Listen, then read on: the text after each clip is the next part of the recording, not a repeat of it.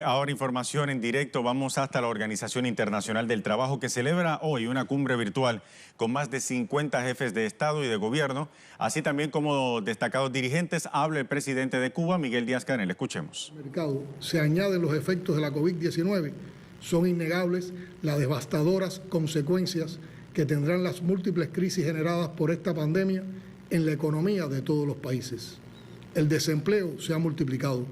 La desprotección social aumenta y con ella se acrecientan las desigualdades y la pobreza. Pero no debemos engañarnos.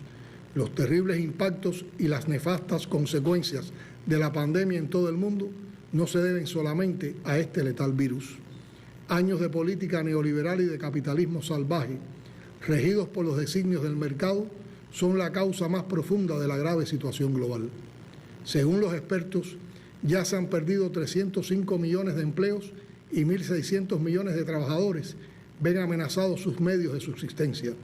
Cientos de millones de personas están por sumarse a los que ya sufren las desigualdades de un injusto orden económico internacional y cuya supervivencia está ciertamente en juego.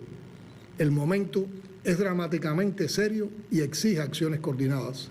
Ni gobiernos, ni trabajadores, ni empleadores podemos cruzarnos de brazos, y el colosal empeño al que debemos consagrarnos impone hallar soluciones que coloquen los derechos de los trabajadores como interés superior. También requerirán asistencia aquellos que generan empleo, en particular los pequeños y medianos productores. Se requiere consolidar el diálogo social en la definición y ejecución de las políticas de enfrentamiento y recuperación tras la pandemia.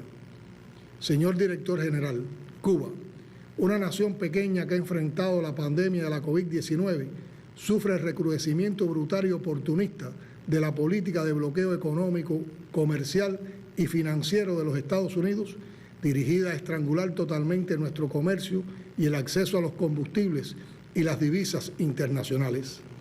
A pesar de la creciente demanda mundial, el bloqueo a Cuba no solo se mantuvo al sobrevenir la amenaza epidemiológica para todo el planeta, sino que ha ido escalando en su acoso criminal a todo el pueblo, castigando con particular saña a la familia cubana.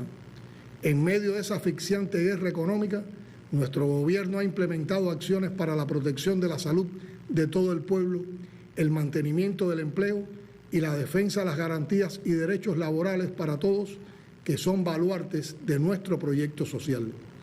Fueron aplicadas 36 medidas de carácter laboral, salarial y de seguridad social. Crecen el trabajo a distancia y el teletrabajo. Se reubicaron en otros puestos y se ampliaron las garantías salariales a trabajadores que se encuentran en sus casas al cuidado de hijos menores, de adultos mayores y personas en condiciones de fragilidad de salud o que no fue posible reubicar. Se exoneró del pago de impuestos a más de 240.000 obreros del sector no estatal. Se mantuvo el pago de las pensiones y los trabajadores sociales prestan atención especial a las familias que lo requieren, entre otras acciones. Nadie quedó desamparado.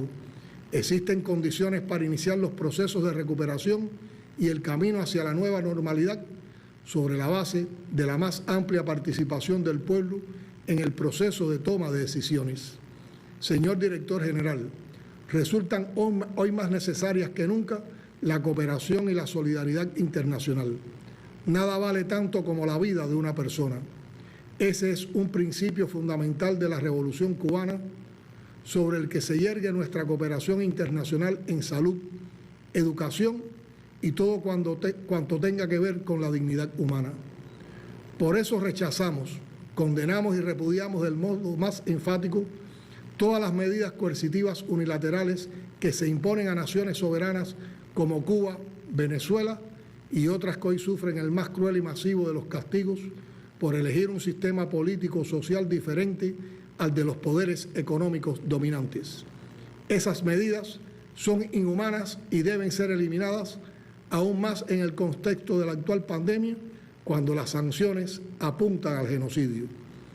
La Organización Internacional del Trabajo, con una amplia obra en favor de la justicia social, la promoción del empleo digno y la protección de los derechos de los trabajadores, puede contribuir, dentro de su mandato, a ayudar al mundo del trabajo a dejar atrás la crisis causada por la COVID-19.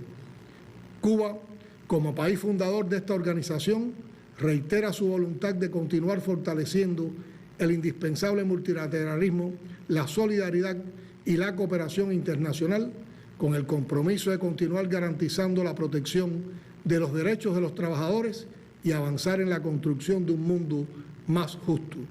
El trabajo es un valor y un derecho sagrado. Como expresara el líder histórico de la Revolución Cubana, Fidel Castro Ruz, y cito: solo trabajando se puede avanzar, solo trabajando se pueden producir los bienes que el país necesita, solo trabajando se puede producir más alimento, solo trabajando se debe salir de las dificultades más apremiantes que tenemos. Muchas gracias. El trabajo es un valor y un derecho sagrado. Solo trabajando se puede avanzar. Las palabras del presidente de la República de Cuba, Miguel Díaz-Canel, a esta hora en su mensaje ante la Organización Internacional del Trabajo, que celebra este miércoles una cumbre virtual con más de 50 jefes de Estado y de Gobierno. Se refería el mandatario cubano a los problemas económicos que ha generado la pandemia del nuevo coronavirus en todo el mundo. En ese sentido, señalaba también al capitalismo salvaje de ser el culpable de los graves problemas que vive la humanidad en todo el mundo. Llamaba además a los gobiernos a consolidar el diálogo social para encaminar la recuperación de los países tras la pandemia de la COVID-19 y además denunciaba el bloqueo ilegal y unilateral impuesto por Estados Unidos contra Cuba, que ha dificultado las labores de las autoridades cubanas para luchar contra el COVID-19. Además, hacía un repaso por las medidas sanitarias, económicas y laborales que han puesto en marcha las autoridades cubanas para no dejar desamparada a la población en medio de estos tiempos de pandemia. Finalmente, rechazaba todas las medidas coercitivas y unilaterales impuestas por el gobierno de Estados Unidos y sus países aliados contra países como Cuba, Venezuela y otros. Esta era información en desarrollo a esta hora. Sigan en sintonía de Telesur.